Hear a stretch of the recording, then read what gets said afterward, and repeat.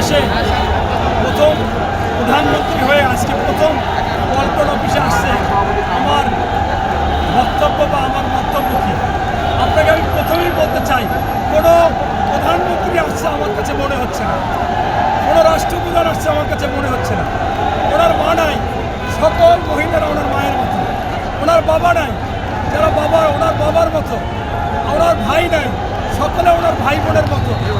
সেই রাখাল রাজার ছেলে আজকে জনগণের সন্তান, জনগণের ভাই, জনগণের আঙ্কেল, বাচ্চাদের আঙ্কেল, সে আজকে এখানে আসতেছে। আমি দেখতেছি না কোনো প্রধানমন্ত্রী আসতেছে। আজকে এক মাসেরও বেশি রাষ্ট্র ক্ষমতায় বিএনপি, তারেক রহমান সারা বাংলাদেশে নেতা কর্মীদের এমন মেসেজ দিয়েছে যে বিএনপি রাষ্ট্র ক্ষমতায় আছে, এটা বিশ্বাসই করতেছে না কেউ, কারণ ওই রকম কোনো ভাব করতেছে না। এই লোকেরা গাইবান্ধা থেকে আসছে, আমাকে প্রচণ্ড ভালোবাসে, আমার সাথে ছবি তোলার সময় বলল আপনাদের সাথে তো প্রধানমন্ত্রী হয়তো বা দেখা হয়, বলবেন এরকম সাদামাটা চললে হবে না, এরকম বিপদ হতে পারে। আল্লাহ বলছে যে সতর্কতার সহিত থাকতে হবে। আমি বললাম আমি বললে হবে কি? আমাদের তারেক রহমান সাহেব বলে যে আমার হায়াত যে পর্যন্ত আছে আমি সেই পর্যন্তই বাঁচব। আমি সকল মানুষের সাথে সাথে মিলেমিশে 18 কোটি মানুষের মাঝখানের একজন সাধারণ মানুষ হিসেবে রাষ্ট্র পরিচালনা করতে চাই।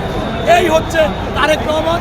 তিনি আসছে, এটা ঠিক যে আজকে সকল মানুষের কাছে একেবারে স্পষ্টভাবে ঈদের মতো আনন্দ অনুভব হচ্ছে।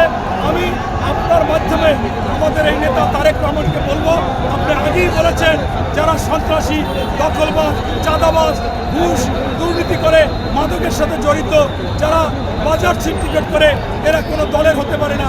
আমরাও আপনার প্রতিহত প্রতিরোধ করে আপনার পাশে থাকবো। আর আপনারাও যদি এদের প্রতিহত প্রতিরোধ করবেন এই দাবি জানাই, তাহলে সারা বাংলাদেশের জনগণ আপনাকে আজীবন মাথার মুকুট করে রাখবে। এটাই মানুষ নিরাপত্তা চায়, বাজার দর নিয়ন্ত্রণ চায় এবং ঘুষ দুর্নীতি জাদুঘরে দেখতে চায়, সন্ত্রাসী দখলবাজ এদেরকে জেলে দিতে চায়, কারাগারে দেখতে চায়, এবং সেই জিনিসটা আপনি করবেন। এই বলে আমি আমার চেয়ারম্যান মহোদয়কে এবং বাংলাদেশের প্রধানমন্ত্রীকে ধন্যবাদ জানিয়ে আমি আমার বক্তব্য শেষ করছি। আল্লাহ হাফেজ।